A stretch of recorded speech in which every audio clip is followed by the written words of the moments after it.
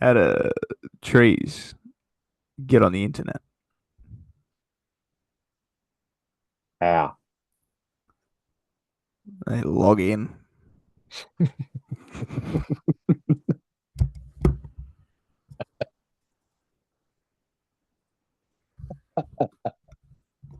It's really bad.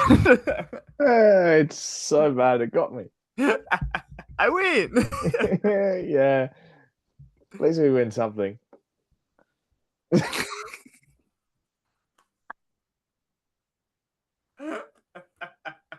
Uh, Far out, man. Now, do it. Here at the glass table, we're just like I you. like to play football, I like to watch football, and I like to talk about football. Yay! I like to play football and I like to watch football and I like to talk about football. But we do things a little bit differently around here. That could be a dream, Jared.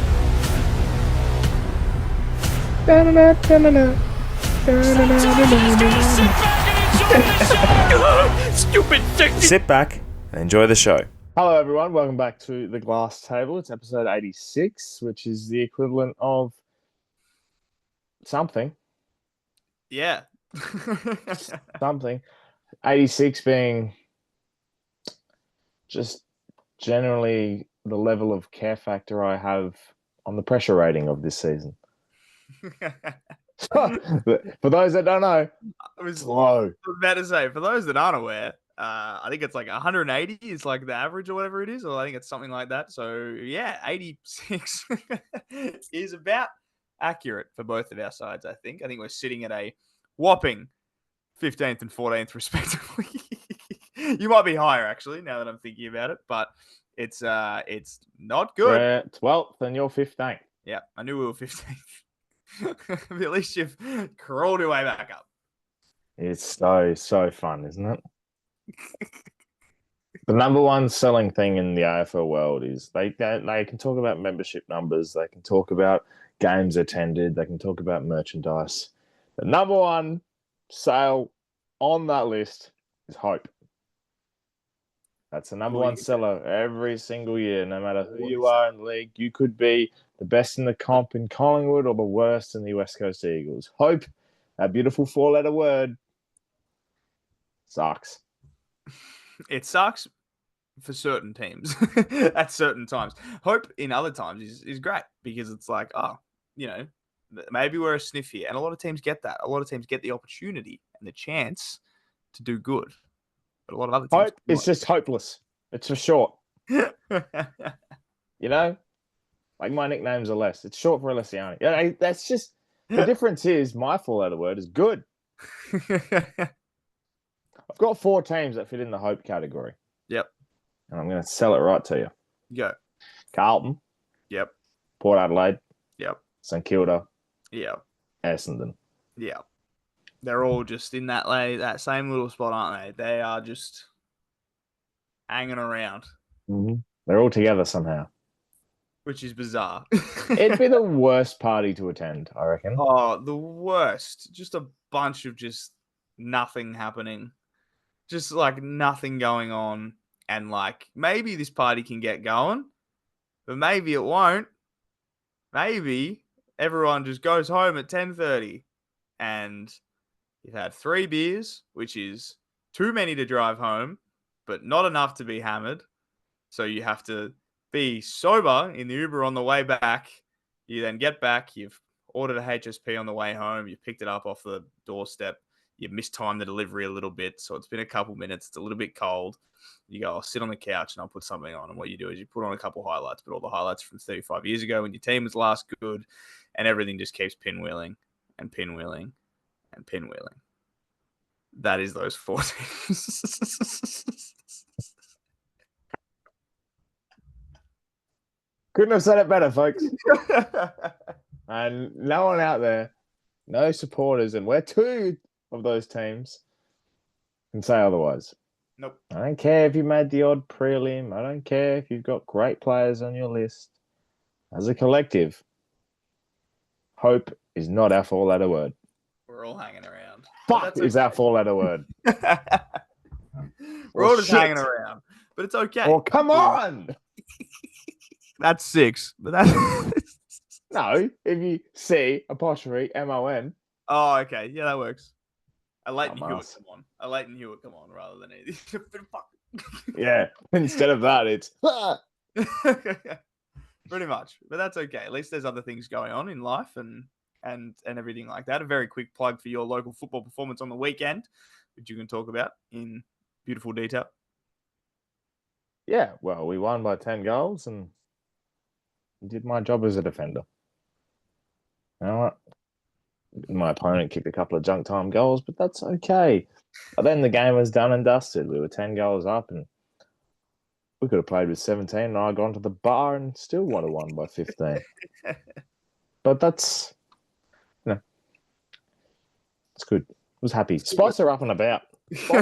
Spots have come out the bar and gone, we're going to sell that four-letter word. At least people are buying this one, though, you know? At least there's hope. At least there's actual legitimate hope in this one. I don't have to pay for anything. Yep. Just not have to pay to play, but that's besides the point. You, unfortunately, didn't get. You had a real loser weekend. Yeah, apart from my fantasy teams, which is we spoke Oh, about. I got that too. Yeah, that was the only things I won. So my Supercoach team won all the games that I was in. I don't know if you can hear that rain, by the way, that is currently hammering down behind me. Rain is another four-letter word. And I don't like that one. I don't like. No, we won my Supercoach. Won my fantasy. Lost local and lost St Kilda, obviously, which sucks. We lost by 2 points in local footy.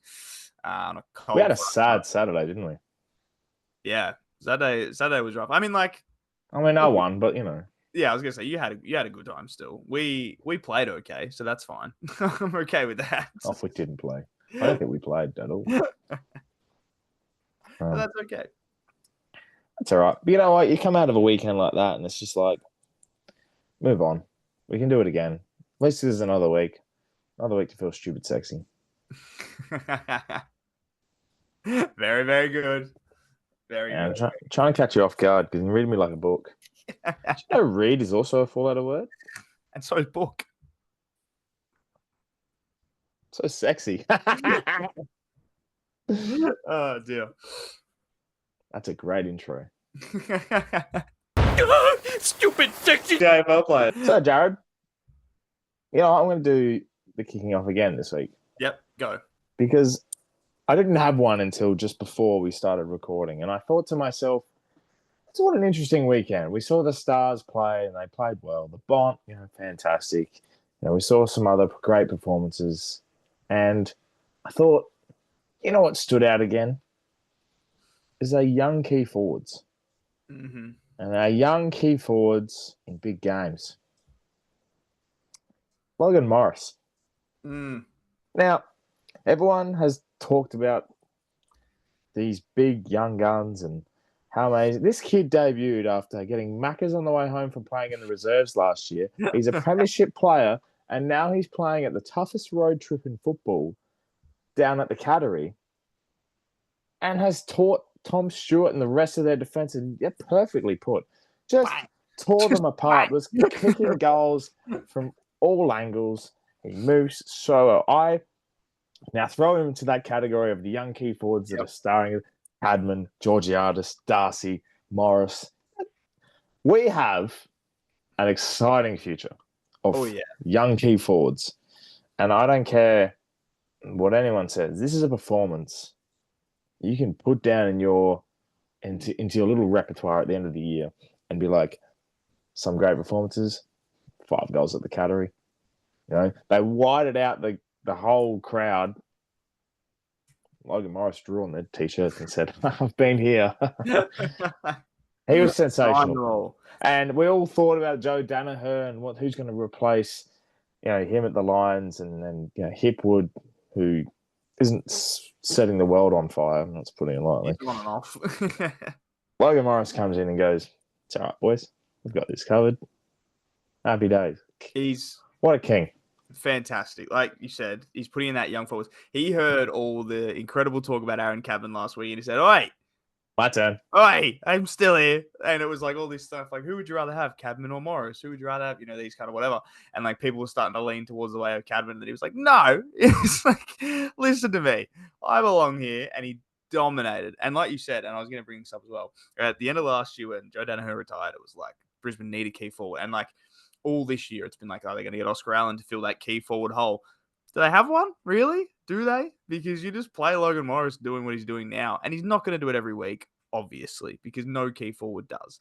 But persist with him, and he's going to do fine. He's very, very good. And you're right. He had one of the most obscure debut stories in the history of the league. And it was so funny. And he's already completed football with his premiership, so he's just playing with house money now, and he's fucking dominating. And like, no one really we tipped the Lions actually, which was an incredible tip by us in the end. Well played. But they just lost a big key defender. They were really up against it, and Logan Morris was like, "It's all right, boys. I'll fucking take us there," and he did, and it was extraordinary. I loved it. Yep, and the Lions' performance, as you said, stupid sexy. So very well played to the Lions. What was yours? Mine this week, and I'm absolutely certain that we've had this player before, but that's okay because we've repeated many times in this before. And that's you're picking the Bont. I'm not picking the Bont. I think I picked the Bont like 3 times. I'm not picking the Bont this time. I am picking a player that I look at how he plays and I look at what he does, and it screams a Brownlow medalist. He plays exactly how a Brownlow medalist would play, and I put it in the books now. It is the 23rd of June, 2025. By the end of 2027 at the latest, this man is going to have a Brownlow medal, and it is Caleb Sarong. At the start of the year, I was raving about Caleb Sarong, and on the weekend, man, he's so good. Like, oh my God, he is incredible. And they were talking about on the commentary, and Kane Corns was saying as well, if he adds that sort of goal-kicking talent, which he's been known to have a little bit here and there, but if he adds to his game more regularly, he's going to dominate. And he just plays like a Brownlow medalist. He's a bull in the middle. He can kick snags. He tackles hard. He is going to be a Brownlow medalist, and very, very, very soon. And he is so good. Like, he is unbelievably good, and he's not going anywhere. He's still young. Caleb Sarong is, and I'm saying by the end of 2027 at the latest, he's going to win a Brownlow medal. Could be this year. I was going to say, could win it this year. But if it's not this year, it's next year or the year after. He is a fucking freak. And the funniest thing about that is he played one of the great games, and he might not have even been the best on the ground because Luke Jackson took the piss against the 19-year-old. But still, Caleb Sarong, you're incredible. I love it. I think it's fantastic. Yeah, that goal-kicking side of things, and you could see him visibly want to do it. I've seen a lot of times Caleb would run inside 50 and almost hit the short option, or just be just outside 50 and not go for it. Instinctively on Thursday night, he was just eyes to the goal. Yeah, straight away. Even in his range, like, bang, boys, I've got this covered. Slotted it as soon as it left the boot, which, yeah, obviously was a weekend. Well, it was a weekend of footy, wasn't it? That feels so long ago, that Thursday game. We were literally saying this before we started recording. That Thursday game feels like it was fucking forever ago. Yeah, it does. Felt like a long week of footy. It's been a long year for Essendon. It has been a long year for Essendon. It's only going to get longer. And I'll kick it off. All right, they obviously lost to Freo on the weekend by 41 points. And they were never really, it was a stiff arm game. Like, they actually did okay. They weren't bad, but they weren't good. Yeah. And they managed to do their thing and stick close and put some respect on the scoreboard. Essendon have done the exact same thing the last 3 years. Start well, be in contention, and all of a sudden, there's that drop off. I don't know if it's a buy. It's my favorite yearly thing.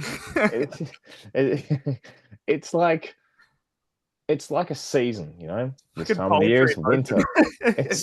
It's just written on the wall, and I don't know what can fix it. I don't know how to fix it. They've blooded some kids this year. I understand this year's probably you can be a little bit more lenient to their form considering the injuries and what they've had to deal with, but. Talk about a four-letter word. They couldn't sell it even if it was on discount. It's yeah. I feel for Essendon. I really do, because no one deserves to be that shit for that long. And I know. It's just another year going that way, which sucks because it sucks in just terms of like obviously the Saints having a lot of premiership success kind of thing, but we've seen winning teams going through finals, and finals footy is, one of the great spectacles of our league. It's why it makes it so special, and to not have a win in that, and it's not going to be this year again. It's just one of those things where it's like, man, God, it's hard to watch. And like, I suppose the good things I can take out of it, and like, it might not be hope for this year, but it's hope for the future. They've got a lot of really good young players coming through, and they're being able to blood these players early kind of shows a bit. Angus Clark has shown a fair bit. Archie Roberts is doing really, really well. Zach Johnson is a great kick. They've got like these kind of different guys doing little things here and there. Vigo Vizentini, as we saw on the week, we spoke about him last week, but they've got that hope for at least future years. Just right now, I'm so sorry. I don't think you could. I know that's your selling point. Yeah. And I understand that. But with Essendon, we've seen in the past, they've had that exact reason. Jai Caldwell has been a prime example. Parrish has been a prime example. Draper. Nick Cox, Archie Perkins. Sardis. Yeah, they fuck. So I see the point. Yeah. I really do. But if you're an Essendon fan, you understand why it's But if you're an Essendon fan, and I'm talking about that 4-letter word, I think there's a theme coming in this podcast, by the way. Yeah. I don't think they have the willpower to properly say it's all right, we can be okay. And I don't think Brad Scott's the right man to do that. I questioned it when they signed him in the first place. Yeah. I think they re-signed him recently. Yep. And I just sit here and I go, we talk about Ken Hinkley, we talk about Luke Beveridge, we talk about Justin Longmuir, we talk about the changeover to Dean Cox from Horse, and all of these coaches, Michael Voss, all under pressure, and Alistair Clarkson as well. The list goes on. Yeah. Brad Scott's never been mentioned as highly touted to do anything with this club as, say, the other coaches have at their football club, respectively. But he should be the one right up there to the most to put pressure on, because when they have a bad performance, they have a terrible performance. When they have a good performance, we laud them and we celebrate that good performance. But I'm sitting here now, and if you're an Essendon fan at home, you're not going back to watch those wins just to be like, oh, hey, that was a good win. Yeah. In hindsight, the whole year's painted over a wall crack. Yeah. I mean, like, I think Brad Scott this year has got a little bit more to work with in terms of he's had all these injuries, and he's had a lot of injuries hit, and like defensive injuries as well, like players that are very difficult to be able to fix. But I think the problems were like last year and the year before. Like last year, they were a top 4 side at one point, but they had a percentage of like 90, and it was obviously never going to hold. So it's like, that's the bit where you're like, what are you doing kind of thing? This year, it's kind of like, okay, he's had his excuses, but you look at like past performances and you're like, how the fuck did he get away with that? like how do you get away with something like that? Like, I think even at the start of this year, he wasn't going to be the one. And now I think the injuries have actually blessed him a little bit, because it's like, oh, it's a free hit. We have no players. We'll just do what we want to do kind of thing. But yeah, we're seeing another downfall, less than another year of no finals, and it's very, very grim. And like, I completely understand. I think I've seen less hope from like Bombers fans than like ever. Like other people, I think around the league, people are like, oh, they're pretty young, the Bombers. They'll be all right. And Bombers fans are the ones that are like, haha, I've seen this party before. I've seen Nick Cox and Archie Perkins run around for 10 weeks and think these are the next people, and then they've done nothing. Archie Perkins is now out of the team, and he's probably not going to be at Essendon for very much longer. Parrish has been getting a lot of shit thrown at him recently. All these people they've brought in, Dylan Shield can barely crack the side, and they have no midfielders. Like, it's grim viewing. Their last win was against the Tigers at the MCG in the Dreamtime. Yeah. Their next run are the Suns, are the Tigers, the Giants, the Dogs is their next month, right? To finish the year as well, they have the Swans, the Cats, the Saints, the Blues, and the Suns. Can you honestly sit here and tell me, with that run home, 2 wins, maybe this team will win anything? It's 1 win, maybe 2. That's basically what I'm saying out of that. Tigers and Saints. Tigers. The thing is, I think Saints beat them. I think Tigers probably could beat them. They could win none, to be honest. That's what I'm saying. Can you honestly it's- sit here and say they in are that whole guaranteed to series. win? Yeah, no, they're not guaranteed any of those wins at all. Definitely It's all right. I'd say the same about Ports. It's all good. Best in the defense. not. Obviously, Friday night we endured a beautiful whiteout of the Cattery, which was then spilt all over by the Lions, which was fantastic viewing. Honestly, it's just I love when the Lions are challenged because we've seen this story before. Last year, they were like, "Wow, why are they so shit? Why is going on?" They had a lot of injuries early. They struggled for form, and all of a sudden, boom, boom, boom, boom, boom. Hey, The it's Lion fucking King clockwork. rose to The Pride opposite Rock. of Essendon. And once again, they were challenged. You know, they haven't had the greatest last month. They lost to the Crows. They lost the D's at home. And they've been questioned fairly regularly. Understood.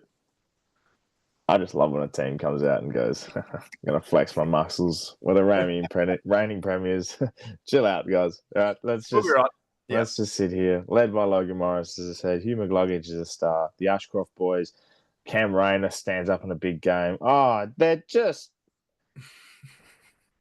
I hope they win back-to-back because I just know in a game when they need to, they'll just go, hello. Yeah, literally. I think that is the number one thing is they have a team built of players that are built for the big games. They're champion players. Literally, that's exactly what it is. Sorry, It's a team of champions rather than champion players because that is exactly what they are. They just know how to do it. Lachie Neale went I think it's so funny to say this about a two-time Brownlow medalist, but I think his career is underrated because he does not get enough credit for how fucking good he is. Obviously, Hugh McGluggage wasn't great on Friday night. No, I know, but just in terms of when he can turn it on in those grand finals and everything like that, probably could have had the norm last year. But Hugh McGluggage, fantastic. The Ashcroft brothers are obviously amazing. Logan Morris, we've said all these guys. Harris Andrews, Dan Zorko's going to play to his 50. Yeah, I was about to say Zorko, fucking just Dunkley. Yeah, and they showed the Cats. They were like, everyone's been talking about the Cats as a premiership contender this year, us included, and they were like, we're here as well, and we're also a premiership contender, and this is what we do. There's three standouts for me, and it's the Pies, the Lions, and the Cats. Yeah, this isn't a performance the Cats should worry about. They had a 6-goal 15 game. They had their chances. You slot 5 of those, and all of a sudden, it's a close game. Yeah, it's one you can very much win. I wouldn't worry about them whatsoever. For the Lions, I'll read some names for you. Mm-hmm. Just quickly before I do that, Hugh McGluggage has not only an All-Australian jacket waiting for him at the end of the year, will be in Brownlow contention, I think, because the way he plays the game, it's some of the best thing you'll ever watch, right? You want to talk about work rate, presentation, having a contested game, very good by foot, an uncontested game, which I just watch him. Well, he looks like a stock market graph. Just up and back, up and back, up and back. Like he's running his own F1 track, just round and round and round. It's phenomenal. He hits his targets. He'll then present up the ground. He's a great option to get out of jail defensively. Attackingly, he can kick goals. He kicked a great goal on the weekend. Follows up his own work. The blueprint of today's footballers is Hugh McGluggage. I understand you got midfielders who can win their game. Bailey Smith's the same. Yep. Hugh McGluggage is something else. He's a freak. That 22, he could have 22 possessions, and they'll be the best 22 possessions of the game because someone could have 40, won't be any near as good as the 22 that Hugh McGluggage has had. Definitely not. He's unbelievable. Like you said, he's one of the Brownlow favourites this year. Don't know if he'll win it. Just because he's, I hope he does, because I reckon he'd go around every single table just to work his way to get the thing. He would. The heat map on Hugh McGluggage. He'd go the long way. He would go the long way. Absolutely, he would. But he follows the bartenders with the fucking tray, and he's just working his way around. Just he's very, very good. Anyway, the young kids that I wanted to mention about Brisbane just very quickly. Jasper Fletcher, Levi Ashcroft, Will Ashcroft, Cam Rayner, Zach Bailey, Darcy Wilmot, Logan Morris, Kyle Oman. They're going to be good forever. Lee Coleman's injured. Forever. They're going to be good forever. Will McLaughlin decides to take Mark of the Year at the Cattery, which is just the most obscure thing ever. It's good shit. They're going to be good forever, the Lions. Yep. And that's scary. Yep. Saturday Arvo. I will get through this quickly. I don't know why I'm doing this so slowly. Oh, the main talking points. North boiled over the Blues, and it's very funny to me because it validates your point that you've said all the last month that the Blues will lose one of the games against either West Coast or North. Said it was going to happen. And it happened. And it did happen. And it's fantastic. To be honest, it's great to see. And it got the reaction exactly what we thought. Everyone's lost the plot. Yeah, every single Carlton fan.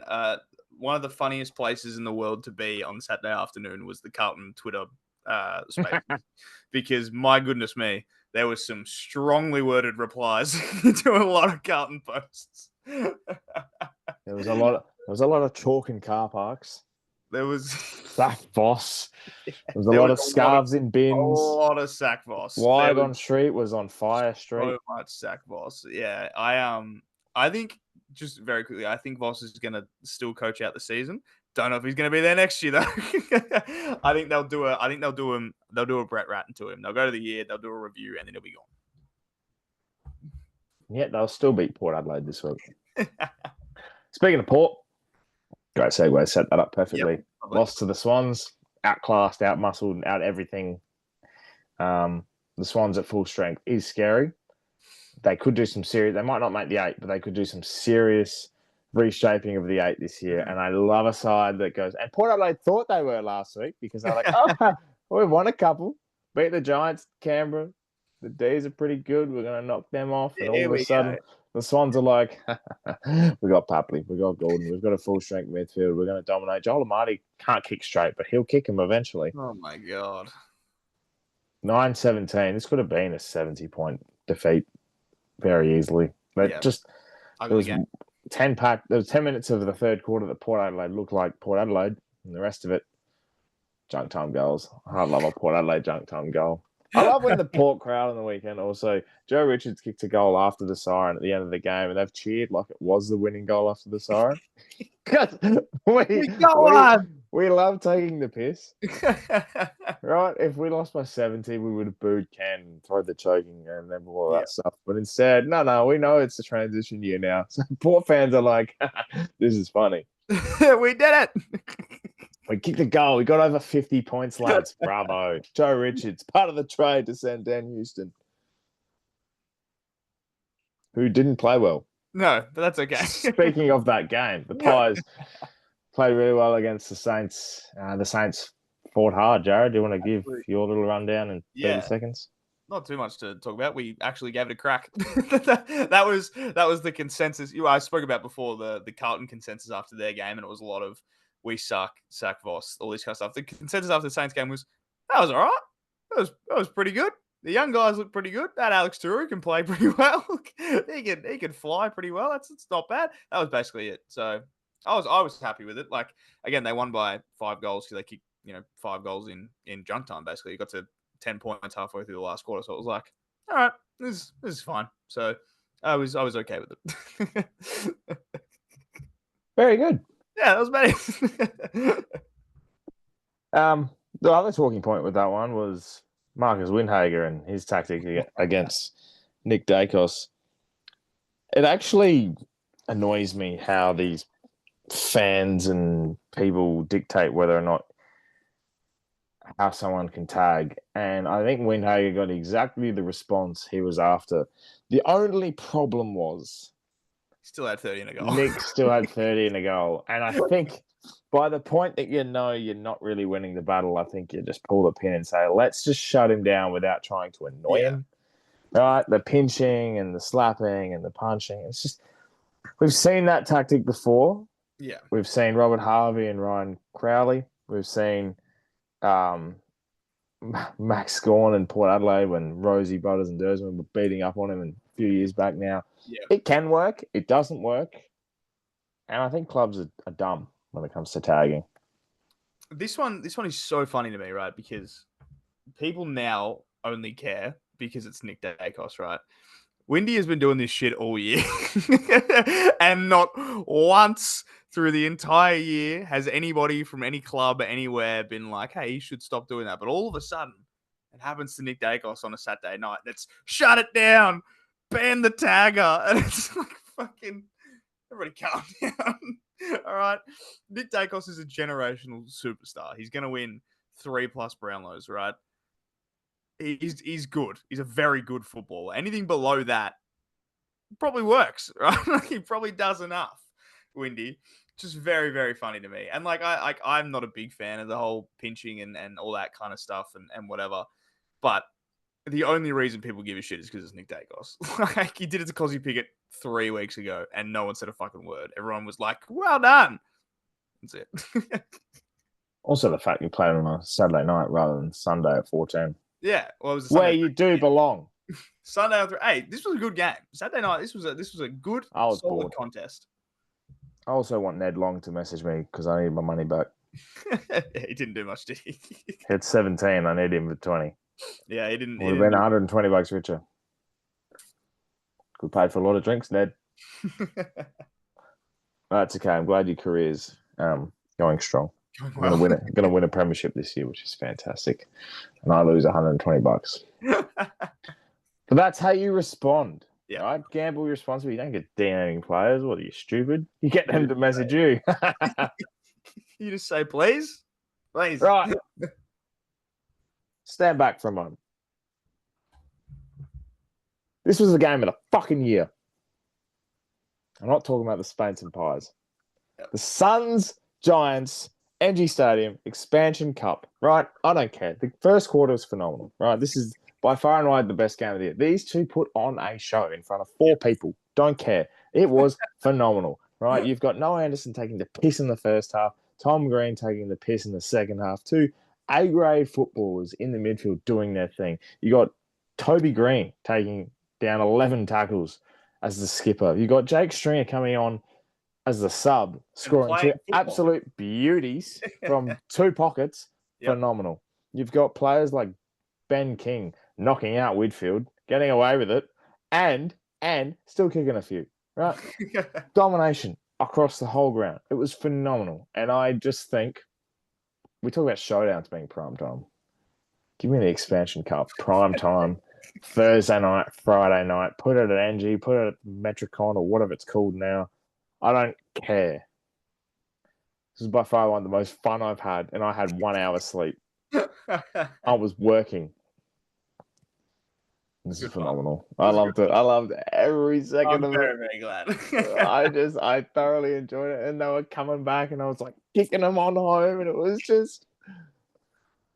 it's also because I got a fucking tip right. I was going to say, it was fitting that we were tipping on opposite sides of this one, which was very, very funny. I didn't get to watch much of it. I caught a little bit, like just bits and pieces here and there. It looked fucking extraordinary, though. I did see the Toby Green winning goal and the big-time celebration after, or the sealer, the big-time fucking celebration afterwards. Yeah, which I love a skipper kicking. Very, very good. Just, Yeah, which was very, very nice. I love this shit. These two teams are so exciting. I love watching these teams play because they just have so much talent everywhere. Like, it's just fantastic to watch. And the Giants, I'll give them credit. I've given them a lot of shit recently. I've been like, maybe they're not as good as people say. Maybe they are, though. Are they? They just know Sam Taylor doing a bit.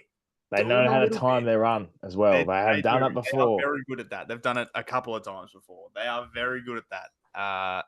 Yeah, maybe they're all right. The Giants are okay. And after all of this, and everything that occurred, the Suns are 9th.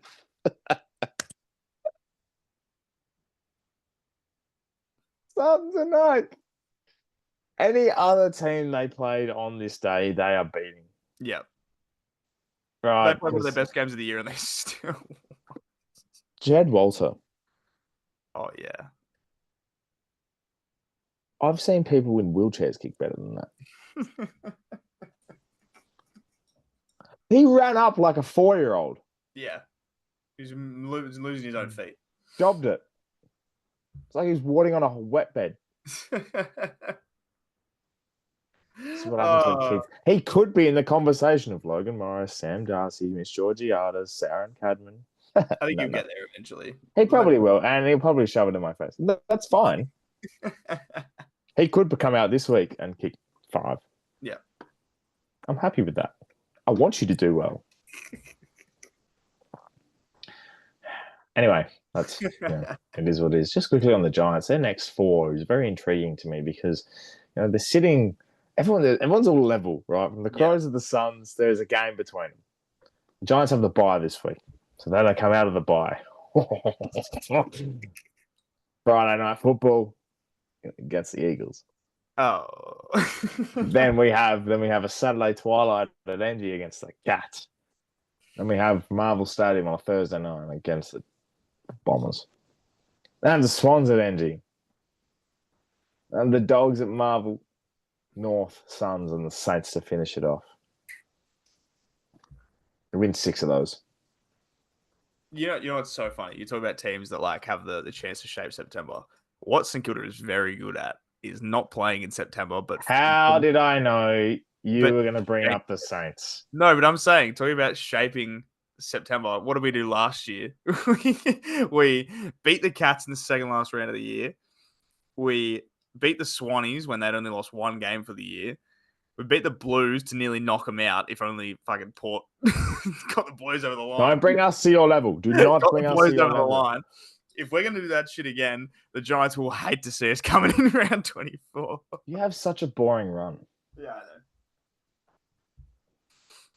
We have the Tigers. We're going to do this next week. We'll do a lot of predicting next week. You have Freo, Hawthorn, Sydney, Cats, Melbourne, North, Richmond. God, that 3-round block is just nothing. Melbourne, North, Richmond. That is absolutely nothing. I mean, you don't leave Melbourne, but holy fuck, that sucks. Oh, well, that's okay. Hey, you got a game at the MCG, though. That'll be fun. 12:50 on a Saturday. Speaking of the Tigers, I lost to the Dogs. Anyway, so we move on. Yep. Now, we talked about umpiring decisions and everything like that for a question this week. Just before I get into that,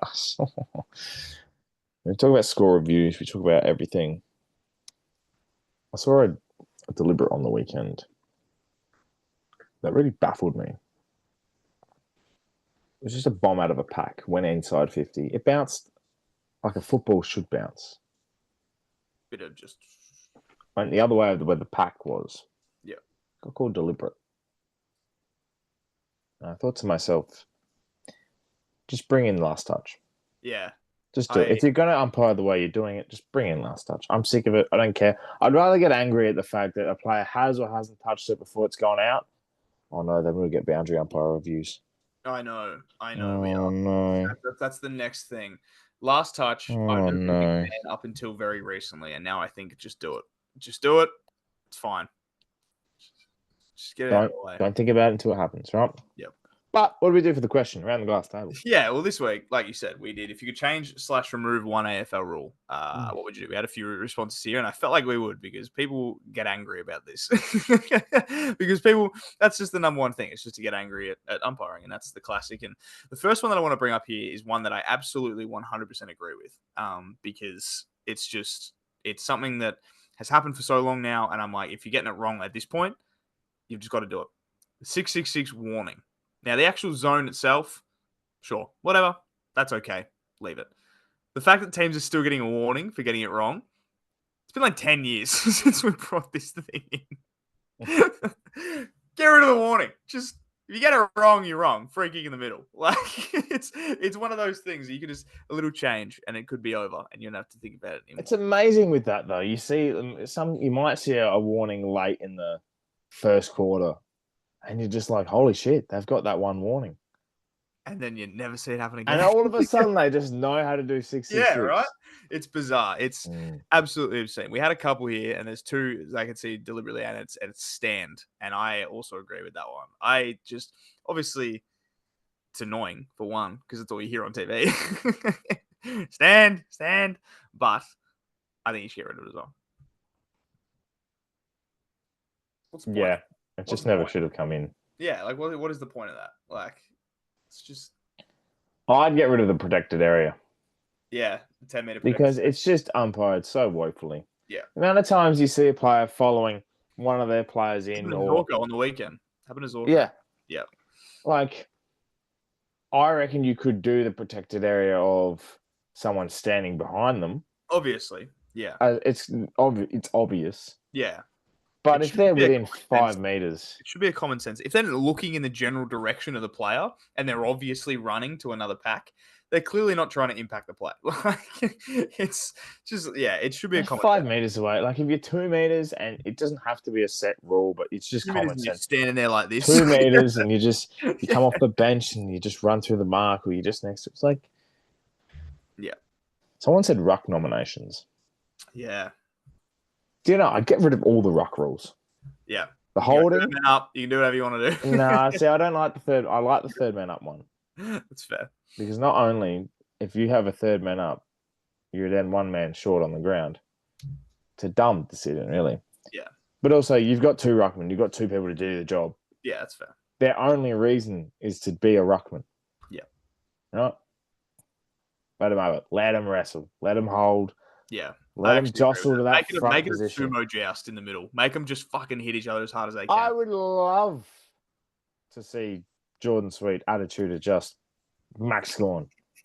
You're allowed to just throw them around. I absolutely agree with that. I saw a tweet, and I think it was from Grant Thomas, which is really funny. Former Saints coach Grant Thomas put out a tweet on the weekend, and he was like, in all of my years of coaching, playing, watching, all these kinds of things, every time there is a free kick in the ruck contest, I have never known who it's for. And that is a classic example of that, because people, they just hold, and then the umpire blows a whistle, and it's just like a 50-50. It's like a coin flip. They're like, oh, yeah, it's this one. He gets the free kick. And it's like, all right. The only 2 things in the ruck contest that you should be calling is high and a push in the back. Push him in the side. Got to be obvious, like fucking smacking him over the top of the head.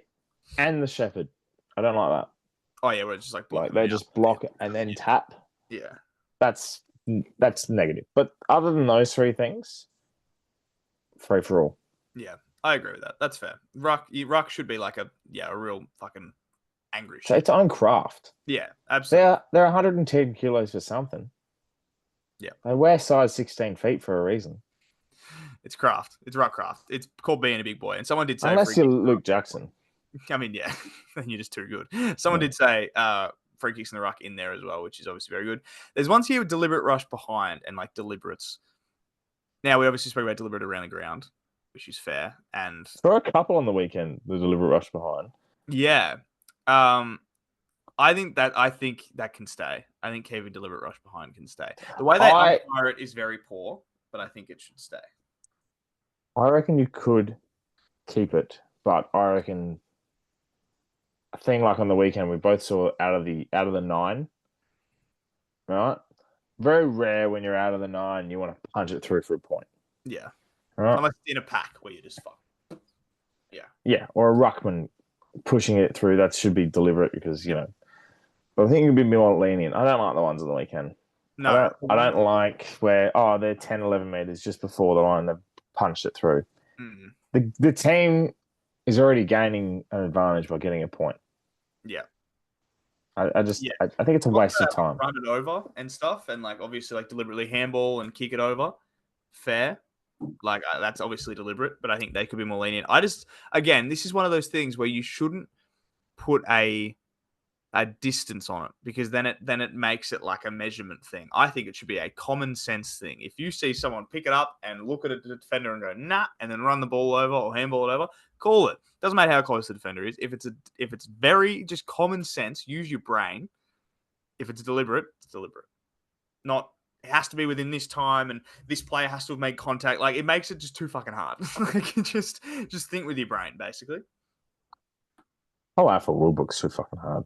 Yeah, pretty much. But we've had a couple of those. And then the last one that I can see here as well is getting rid of score reviews. I don't think you should get rid of score reviews. You know my opinion. I think you should get rid of goal umpires. Keep the score review. Get rid of the goal umpire. That is my opinion. The only thing we're getting rid of the goal umpire. I think being a goal umpire is so hard because they've created the grey area of what today is. Yep. You can't tell me 15 years ago when we didn't have the arc or didn't have the score bunker that they were making wrong decisions. Yeah, I get the understandable. Oh, over the post, couldn't tell. A benefit of the doubt. You think it's touched? I think it's touched. No worries. Yeah. But you talk about measurements, right? If they get it this wrong, so be it. We can live with it. Yeah. Can't live with the fact that you're going to still give those measurements that are this and be inconclusive and be, I'm not sure. Yeah. Or waste 15 seconds of my time, 20 seconds. There was a score review this year at Port North game. They went for 4 minutes. I remember driving to whatever Saints game was on that night, and I was in the car and I was listening to the Triple M call of it, and they were like, "This is the longest score review in the history of score review." Like, I don't understand how you can possibly get it wrong. Yeah. If you're going to put a grey area, if you don't have a grey area, right or wrong, it's simple. It's going to be quick. We're going to get moving on. Yeah. Even That agrees too. I know. I'm always right. But no, you're absolutely right. It's they've created this for themselves. No one complains about goal umpire decisions back, before goal review existed, because it was just you trust the goal umpire. It's the hope that kills you, man. Four-letter word. Four-letter word. One Republic have a song. Oh, Counting Stars. Hope is our four-letter word. Speaking of songs. Nice segue. Thanks. Very, very good. So Triple J have this thing at the moment. Hottest 100 Australian songs that they're announcing. Everyone can go on there. It's countdown that I'm going to like. I think it's going to be a lot of fun. This one, usually on 100 day, I'm like, I don't know a lot of these. This one's going to be a banger.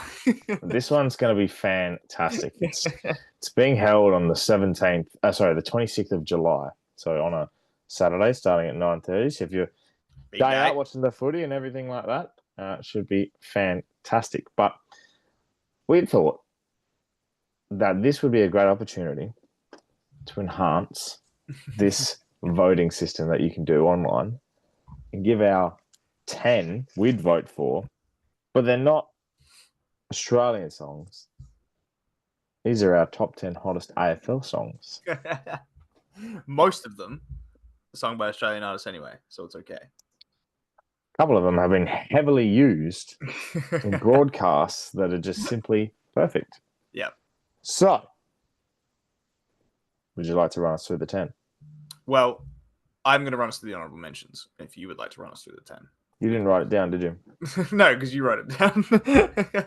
I wrote down. All right, you go through the honourable mentions. The honourable mentions that we came up with first and foremost, because this one, firstly, isn't a specific footy song, but they just have one line in there that is the footy, and it is the Nosebleed section by Hilltop Woods. We talk about footy. Let's talk about Friday night footy. Very, very nice. We also have Greg Champions. That's the thing about football, because it's obviously a very football-based one. And the last one I had here is just any Caden McDonald song. Specifically, the one that I remember the most is when Tom Scully left for GWS. I don't really remember much about it, but I remember that was just the thing that I like. That's like back pocket plugger. Yeah, back pocket plugger was obviously a more recent one, but yeah, that's the honourable mentions for you. It's fantastic. Doss will like that one. Yeah. He won't like he's not in the 10, but he can understand after I read this out. All right, so these are the Glass Table's official hottest AFL songs top 10. Start with, now this is no particular order. No. Holy Grail by the Hunters and Collectors. It's a classic song of this podcast. Up There Kazali by Mike Brady. Fox Footy theme song. Dun, dun, dun, dun, dun, dun, dun, dun, dun, dun. The AFL Footy Show theme song back in the day. It's more than a game. One Day of September by Mike Brady. Catholic. Yep. Picket Palace. Anthony McDonald and Woody. Classic. I remember when that was so broadcasted. Yeah. And then they came out with Richo, and it's like, well, where have we gone? Never mind. Welcome to Australian culture. You have a hit? And you're done. These battle scars. Collingwood Choke by The Overreactor. Classic.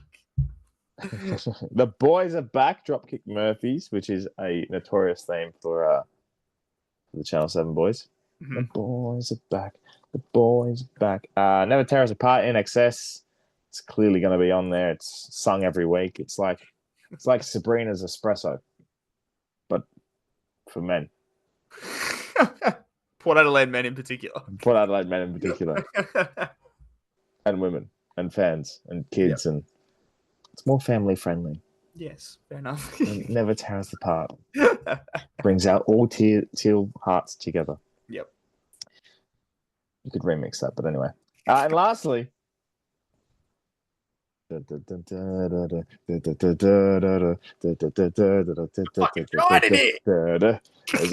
big sound. The Giants.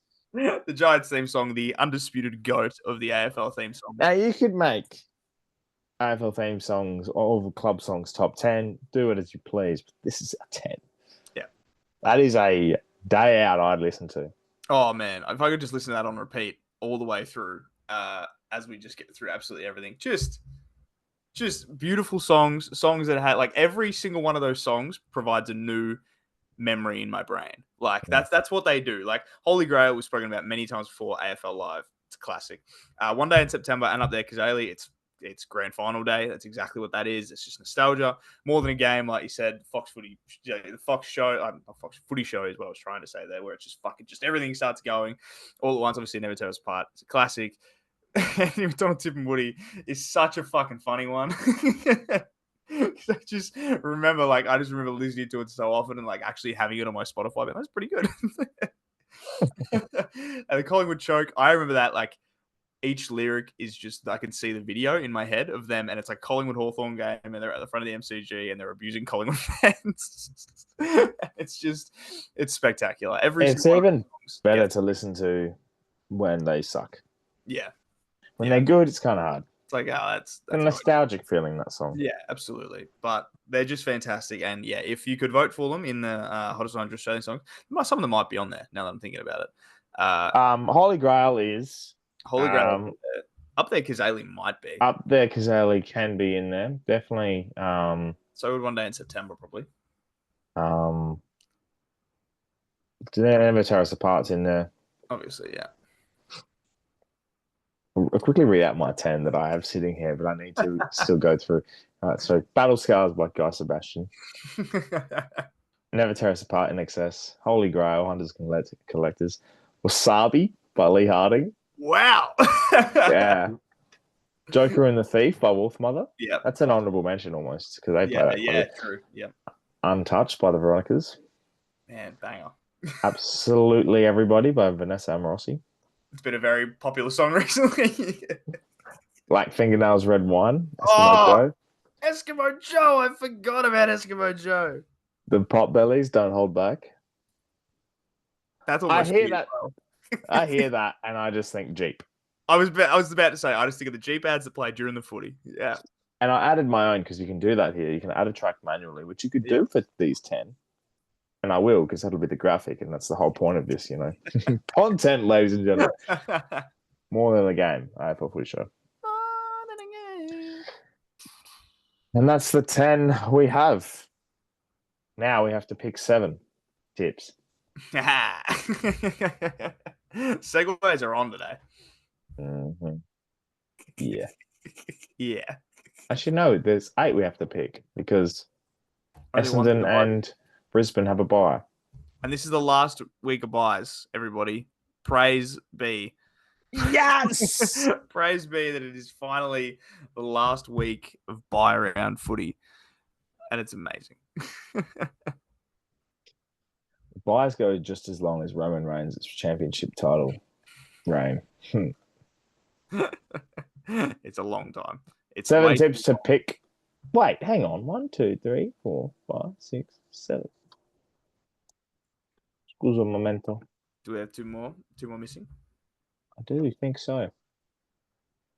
Who is missing? Carlton. Oh, Cats and the Giants. Oh, okay. Yeah. Well, that's depressing, isn't it? 7 games of footy, though. But that's okay. We'll get there. 7 games of footy very quickly because it probably will be shit.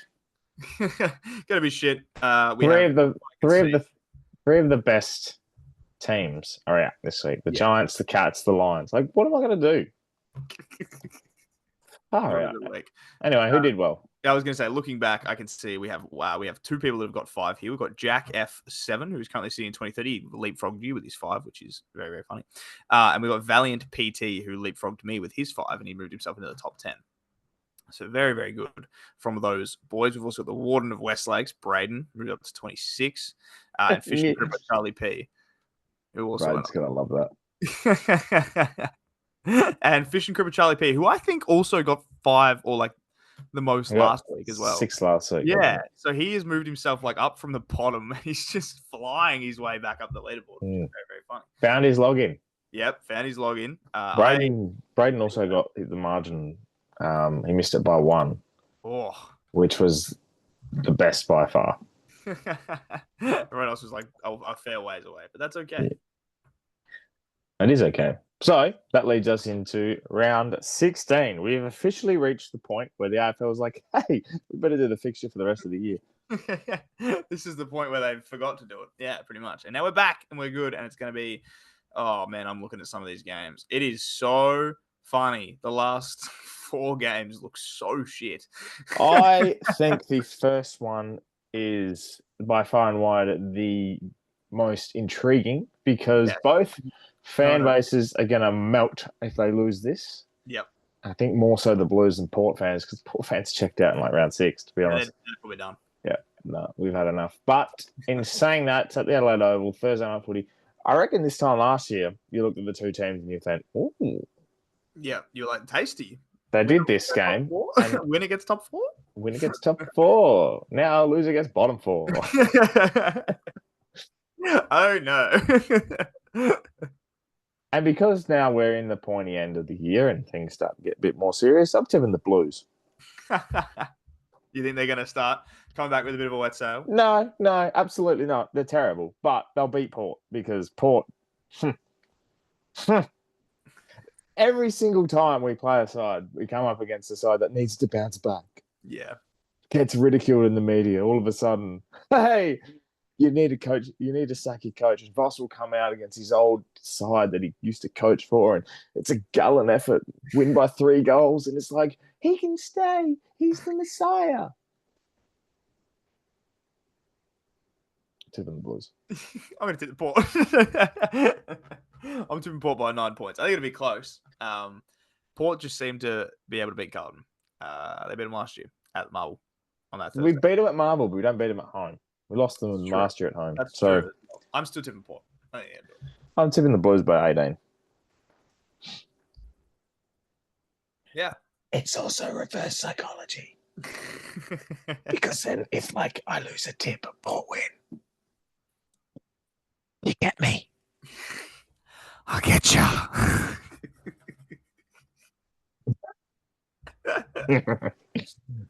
Apologize for the people listening on Spotify. Dogs, Swans, SCG. Oh, why do we have a Friday night game at the SCG again? Never good. Aesthetically pleasing colours, which we'll get to in a second. Yes. You know what? I was about to say.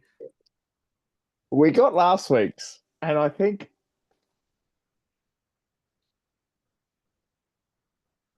I don't think they can stop Sam Darcy, but I'm tipping the Dogs. I almost would have tipped Sydney. Almost. This is such a clutch game because the Swans win this and they are a game out of the 8. The and Dogs win this, they are in touch with the top 4. I'm going to be safe. Yeah, fair enough. And tip the Swans. Oh! Yeah. Big time. Yeah. There is something about it. SCG Friday night. This screams 80 to 65. They got their boys back. They got Goulden back. They got Papley back. 9-11-65 to 11-40-80. 11-14-80. I was going to say 11-40. Jesus. I had a slip of the tongue. It's a lot of scoring shots. I wouldn't put it past the Swans. But yeah, I'm tipping the Swans. Yep. Suns, D's at People First Stadium. Suns, flat. D's coming off a bye.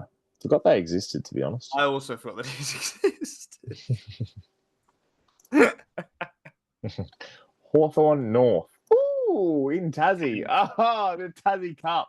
The Taz boys, they're fighting each other down there. This is a home game for the Hawks because the North don't play at the University of Tassie Stadium. They're traveling. This is them traveling to their other home, but then this is like when we play an away game at Marvel.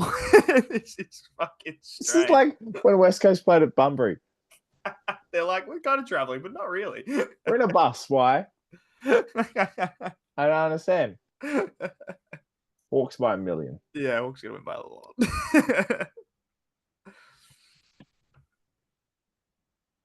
Talk about by 1 million. Oh my goodness gracious me.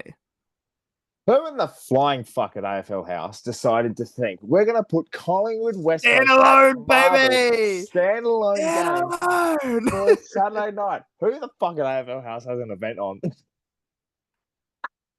What kind of wedding anniversary shit do you have on? To go to. What kind of shit? What are you doing to me? What in God's name is this? What in by far and wide have you decided to do, AFL? I might. I'm going to be in Perth this weekend. I might find a pub with a bunch of West Coast fans and watch this and just see. No, because none of the West Coast fans are watching this.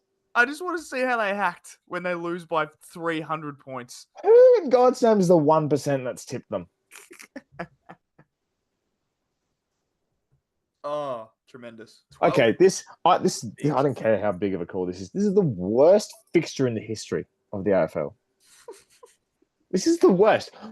God, I'd rather watch the Tigers and the Crows at the MCG. It was a bad Saturday, to be fair.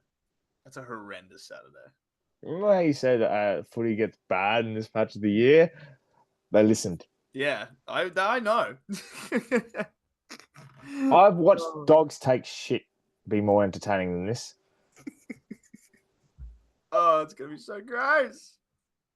The amount of airtime we've given this game is the best amount of airtime it's going to get. It'll get more than we talk about it on next week's episode because it'll get hardly mentioned. Rant over. I'm tipping the Eagles.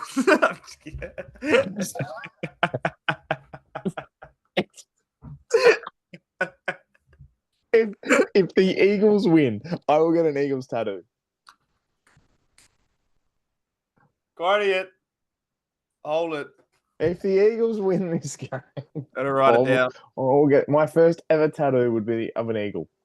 Yep. Aussie the Eagle flying out of my ass. I'll get a tattoo of Aussie the Eagle flying out of my ass. That is a quote tweet. A quote graphic is what I was meant to say. That's fantastic. Maybe not use out of my ass. Just I'll put it on there anyway. Just keep it PG for the folks at home. Flying out of my 3 asterisks. It's at Marvel. They're a chance. Yep, they are. They absolutely are. The Pies don't like Marvel. I hope it's like the Dogs game last year where they started so hot and held on. And it's just like, oh no. Top versus bottom. What in God's name did this do to spell Saturday night? You're going to be at your quiz night. You're going to look down at your phone. It's going to say Eagles up by 14 in the second quarter, and you're going to go, oh. I don't care. I'll happily get it. It's not happening, but I'll happily get it. And you know what I'm going to do in brackets right next to it? The 1%, so it represents the 1% of people that tip them. Back them in. Funny. Pros are beating the Tigers. Yeah, it's happening.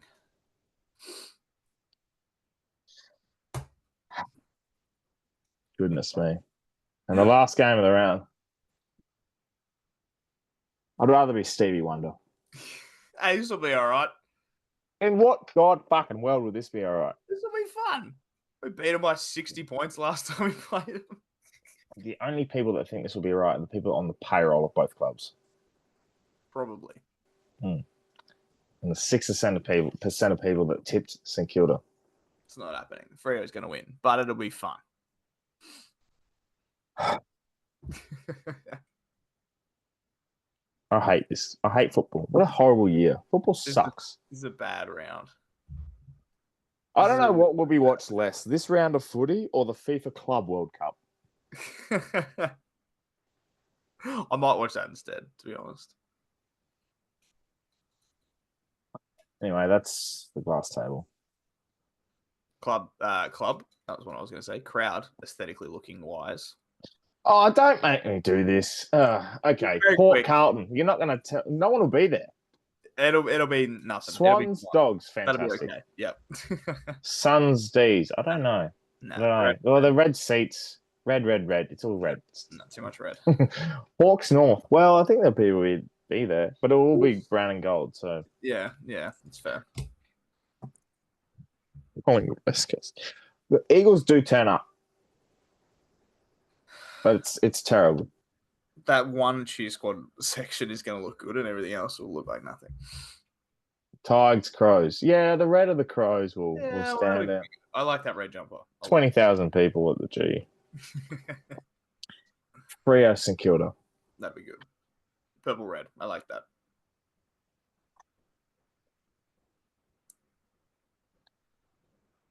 None of us will be there. You never know. You never know. Anyway, that's episode 86. Have a good week, everyone. That's ruined my mood, that game. Like, I'm hosting a quiz night. I'm going to be the MC. And they're going to ask me, what's the score update? Because you can't have your phone. Why the hell would you want to know the score update of this? Ladies and gentlemen, Collingwood, 20 goals, 12, 132. The Eagles, 9, 8, 62.